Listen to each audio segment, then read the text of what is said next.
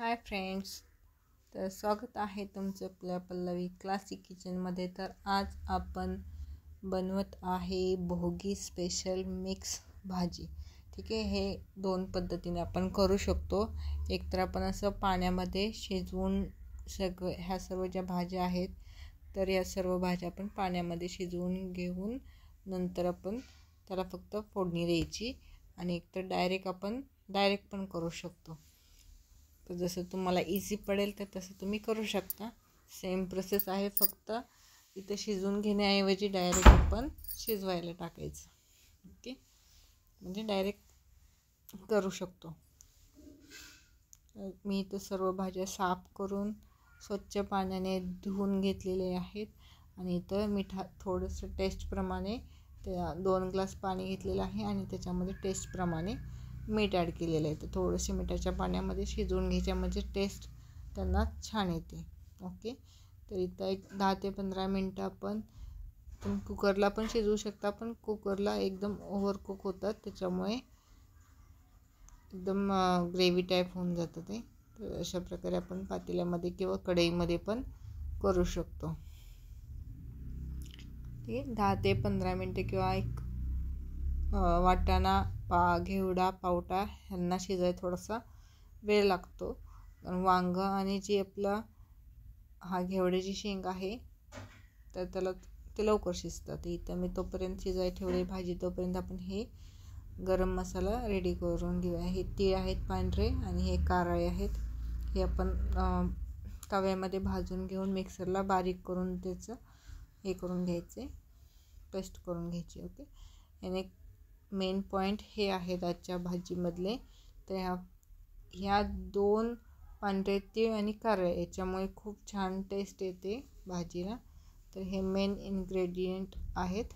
Okay, तर थोडंसं गरम करून घ्यायचे आपल्याला, म्हणजे तडतड वाजायला लागले की काढून घ्यायचे।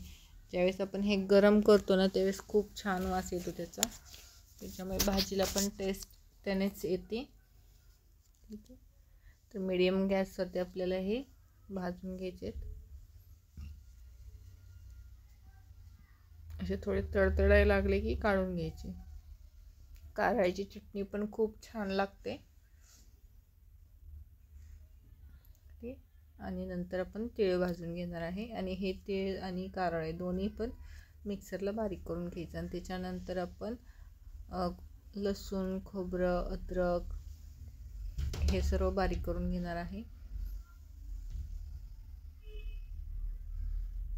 आणि हे आपले पांढरे तीळ, कारण तवा ऑलरेडी गरम आहे त्याच्यामुळे त्याला जास्त वेळ लागणार नाही, तर लगेच आपले ते थोडेसे हलवायचे आणि साईडला करून घ्यायचे, कारण एकदम नाजूक असतं ते, पटकन लगेच लाल व्हायला लागतात, त्याच्यामुळे लगेच काढून घेतलेत मी, आणि थंड करून मिक्सरला बारीक करून घ्यायचं। इथं आपण पेस्ट करून घेतलेलं आहे लसूण खोबरं अद्रक आणि कढीपत्ता। तर आपण सर्वप्रथम तेल टाकल्याच्या नंतर जिरं आणि कढीपत्त्याची फोडणी द्यायची, आणि त्याच्यानंतर आपण लसूण खोबऱ्याची पेस्ट टाकायची, आणि त्याच्यानंतर ह्या शिजलेल्या भाज्या आहेत तर त्या ॲड करायची। जर तुम्हाला ड्राय भाजी हवी असेल तर पाणी ॲड नाही करायचं, जर थोडीशी ग्रेव्ही किंवा थोडंसं रस्सा पाहिजे असेल, सुकं खायचं नसेल तर तुम्ही हे आहे आपलं कारळे आणि तीळ हे बारीक केलेले आहेत, हे लास्टला ॲड करायचे। जर तुमच्याकडे गरम मसाला असेल तर गरम मसाला ॲड करू शकता, आणि आपलं घरचं जे तिखट आपण यूज करतो ते आपल्या टेस्टप्रमाणे। जर थोडीशी भाजी तिखट असेल तर खूप छान टेस्ट येते।